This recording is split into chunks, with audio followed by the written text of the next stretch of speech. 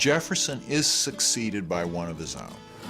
The president who follows him is his Secretary of State, his friend, his associate, really his right-hand man for over 20 years. Number 4, James Madison, Democratic-Republican, 1809 to 1817, age 57, from Virginia. He was eminently qualified for the job. A veteran of the Revolution, author of the Constitution, a Jeffersonian Democrat, and a Virginian. There are people who feel that he had a much, in some ways, a better mind than Jefferson, certainly a more disciplined mind than Jefferson. In truth, James Madison was everything Thomas Jefferson wasn't. He was sort of the opposite of Jefferson physically. He was short, while Jefferson was tall. He was funnier than Jefferson. He was known as having a bawdy sense of humor. He had light hair turned gray, blue eyes, was soft-spoken, and not given to rage or small talk. He usually dressed in black. Madison brought something else to the White House that had been missing during Jefferson's presidency: a first lady. Dolly Madison is enormously important in the shaping of protocol. She is a younger, vivacious woman who sparkles, sort of brightens up what is considered Madison's drab exterior. He becomes a much more interesting, exciting figure because of her. The Madisons became known for lavish parties and sumptuous feasts at the White House. These often included ice cream, a delicacy of the day. Dolly's favorite flavor was oyster. As an executive, Madison had an abiding sense of fairness, a calm demeanor, and was always well prepared.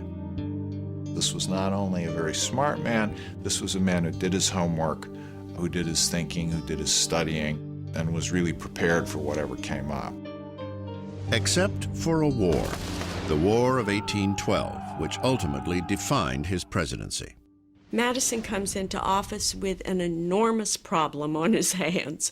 Half the country's still pushing to go to war with England, half the country's pushing to go to war with France, and Madison is really pushed by events into the war with England. The War of 1812 was sparked on the high seas. Shortly after Madison's inauguration, the British began seizing American ships and impressing U.S. sailors and merchant seamen. Diplomatic efforts to solve the crisis went nowhere. Finally, on June 18, 1812, James Madison became the first president in U.S. history to ask Congress for a declaration of war. Imagine what chutzpah it took. We declared war on Great Britain.